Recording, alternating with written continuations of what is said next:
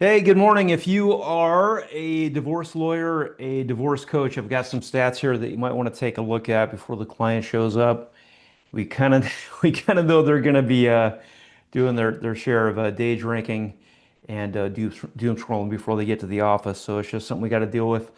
This is part of a CLE I'm teaching for 2025. Again, nothing, no legal advice today. This is just kind of general information from the CLE that you might want to take a look at and consider talking to your client about when they show up because we know they're out there online all the time before they get to your office. So let me bring up the part of the seminar that I've taught on this topic.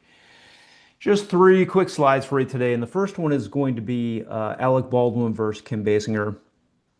Got to know that they're out there and they're seeing the worst of the worst stories out there for divorce. And we got Baldwin versus Basinger. Had a 9-year marriage, and they started off with an 8-year custody battle, 3 million bucks in legal expenses, 90 plus trips to the courthouse. That's not a good use of time. And you got to think about that. You get the kids for 18 years, and you're going to spend 8 freaking years going back and forth to court, arguing about the custody. Not a real good plan. So we want to talk to our clients about that and say this is the kind of stuff that you're going to see, but it doesn't have to be that way. And we want to get away from the positions, get away from that toxic stuff that's going on, and really get involved in interest-based negotiations as much as we can. So the second one, this is one that you have to know about because the cops are going to know about this one. Last thing you want to do as a cop is to go out to a domestic violence call. You'd rather go down to the bank for the bank robbery. You got a much better chance of getting home at the end of the shift.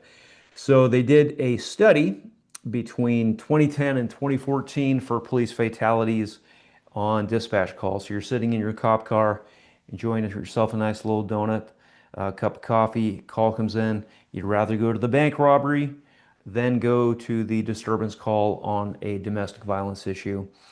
So 9% of the fatalities between 2010 and 2014 were the result of like robbery and burglary, and 22% of police fatalities were the result of domestic violence calls. So if the cops get called out to your client's doorstep, just cooperate. Don't cause problems. They don't want to hear your version of events on what happened. Just cooperate with them. They don't want to hear about your social justice opinions, whether you're pro cops, anti cops. They don't care. They just want to get things under control and go home at the end of the night. So you can deal with any kind of funky stuff going on with the cops and any kind of bad behavior, insults, and things like that. But when the cops show up, they know this is about the most dangerous call they can get. So please cooperate when they show up to take care of that disturbance call. Have that conversation.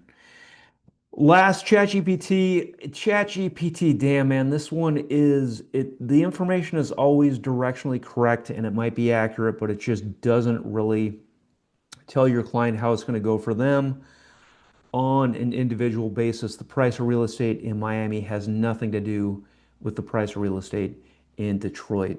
But ChatGPT can send us down the wrong path. They start day drinking, start doom scrolling on this, and it can be really bad before they show up at your doorstep to have a conversation with you about the divorce and parenting plan issues that are coming up. So you're representing mom, and she looks at this on ChatGPT and she says, "Damn, I'm gonna get the kids. I'm gonna get the house. I'm gonna get me some spousal support." She has no incentive to cooperate at all. She goes to ChatGPT and she says, "I'm getting everything. I'm not going to cooperate at all. I'm not going to negotiate." Dad looks at this and he says, "Damn, I'm going to pay child support. I'm going to lose custody. I'm going to pay spousal support." And so he has no incentive to cooperate at all. So have these conversations, preempt it as much as possible on the front end. ChatGPT, directionally correct, but it doesn't have anything to do with your client's case because we know maybe dad's in the military and is overseas. Maybe there's some issues with gambling or substance abuse or things that are going on that lead to these statistics. But these statistics don't need to have anything to do with our client's case. So we got to kind of We got to know in advance they're going to be looking at these stats with the Baldwin versus Basinger and the 8-year custody dispute. We know the cops are looking at those stats for the domestic disturbance calls, and we know the clients are on ChatGPT, and this is going to really influence how they start off their battle before they even show up at your office to have an intake meeting. So have these conversations. Hopefully that helps out. But it's kind of tough because all the information is out there, and we got to know that in advance and know how that's going to influence how we represent and kind of talk our clients through this.